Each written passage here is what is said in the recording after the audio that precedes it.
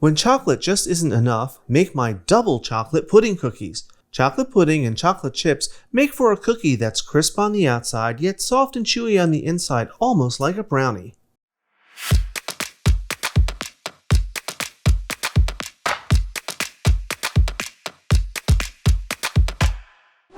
Hi everyone, welcome to today's episode of Let's Celebrate TV. I'm your host, Peter Lee.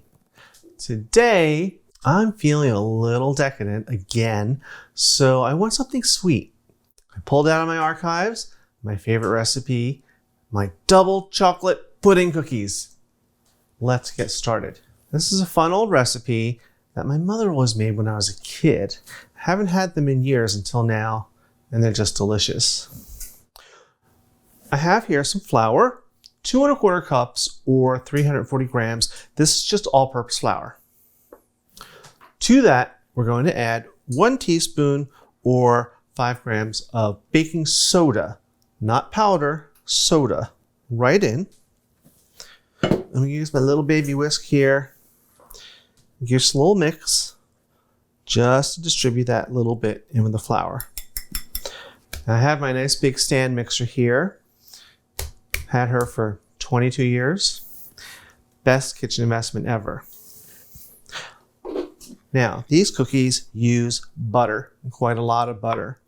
I have 8 ounces or 226 grams unsalted butter that I've let get soft. I'm going to go right in my bowl. Maybe they'll go in the bowl.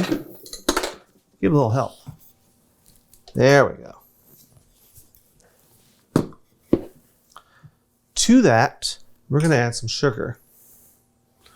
1/4 cup or 60 grams of granulated sugar. We need a little more sugar. We're going to add some brown sugar. Lovely brown sugar. 3/4 cup or about 170 grams. Right in. Vanilla's next.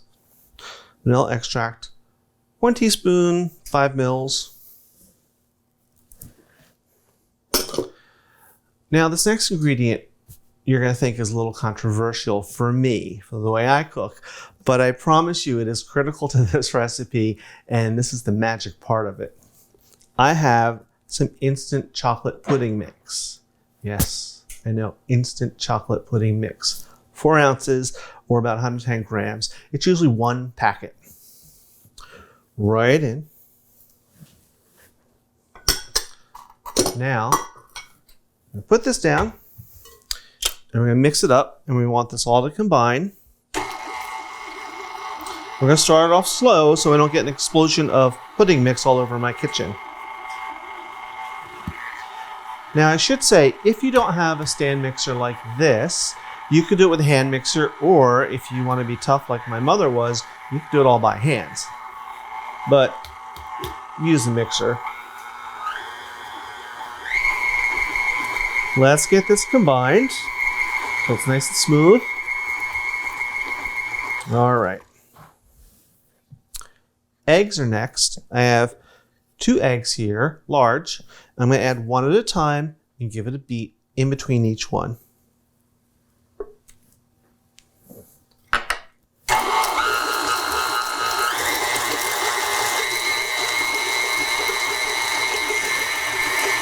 That looks good. Now for the second.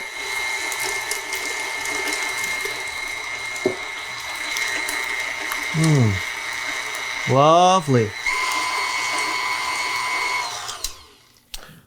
Now, you remember that flour mixture? Now it's time to add that. And we're going to add this a little bit at a time. I'm going to put some in first to get it going. And we're going to start off just a little bit. Start off on low speed, again, so you don't have flour all over the place. And while I do this, I'm going to give this a scrape down, just so we make sure we get everything all mixed in evenly. All right. Right on there.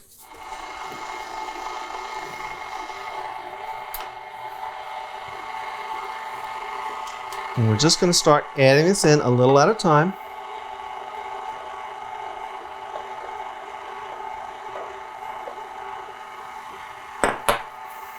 This is a great recipe where you get your hands dirty. Let's turn that up a little bit. I'm going to pause to give it a scrape down.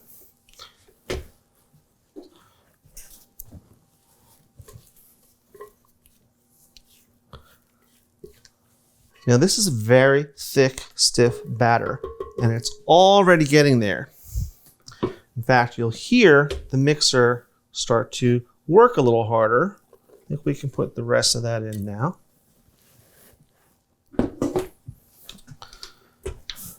Again, low speed to start.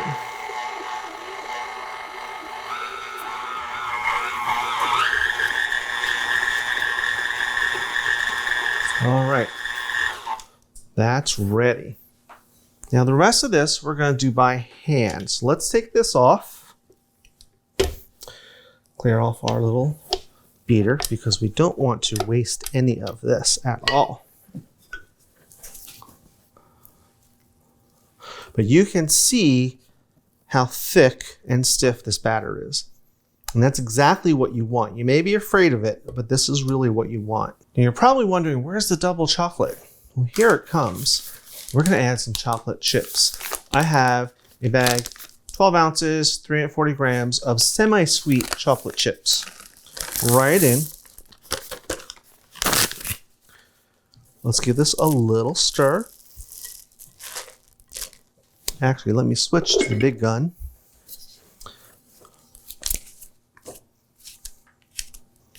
So these cookies are a little more effort than just opening a box of store-bought, but they are worth it. All right.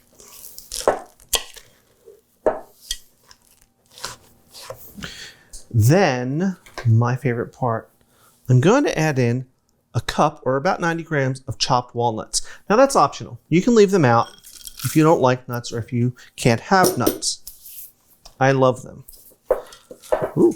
Now you see how stiff this is, and I'm really having to work a little bit to mix it through, but that's okay. I'm doing this by hand, not only because is it a strain on your mixer, but the mixer blade will break up your chocolate chips, and you really don't want that. You want those nice nuggets of chocolate. All right, so that's really all the mixing it takes. Okay, here we go. Our batter is done. Now we're ready to get these on the cookie sheet. Alrighty, we are ready to get these cookies on this sheet and in the oven. Now, when my mom used to make these, she would use her little measuring scoops. I think she used the tablespoon one. I'm not going to do that. That's too inconsistent. I'm going to use my little tiny measuring scoop, my cookie scoop. This is a tablespoon size, and it'll give you about 19-gram dollop of dough. This is an ungreased cookie sheet. There's plenty of butter in here, so these will not stick. And look how easy it is. You just scoop it and pop it out. There we go.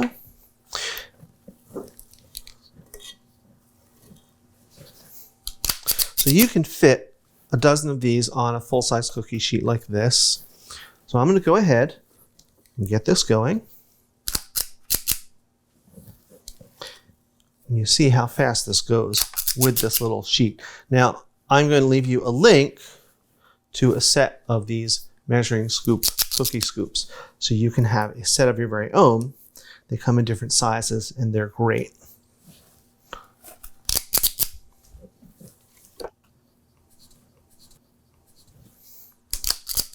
All right, here we go. One sheet done.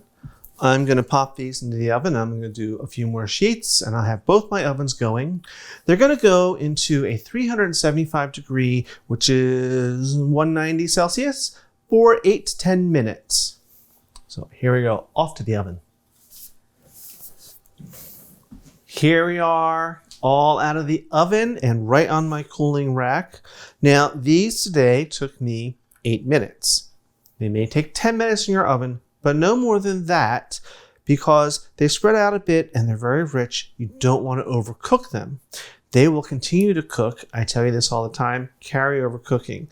So after 8 minutes, pull them out, take them right off that cookie sheet and onto a cooling rack. If you leave them sit on there, they're going to cook on the bottom too, and then the bottom will be a little overdone.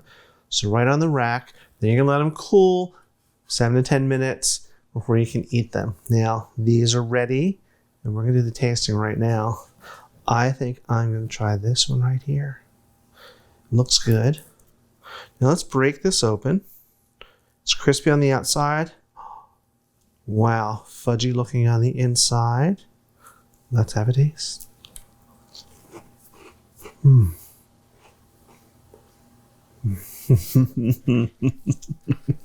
Yeah, this is from my childhood. These are our favorite cookies my mother used to make us. Now, what's his favorite chocolate? And then a little red wine. That's good. Okay, so as always, guys, we will see you on Tuesdays for our regular episodes, Fridays for either basic skills or cocktails, and every other Sunday for our live streams. So while I go and have a little private moment with my cookies and my wine, I want you to watch some of these episodes over here. Till next time, cheers.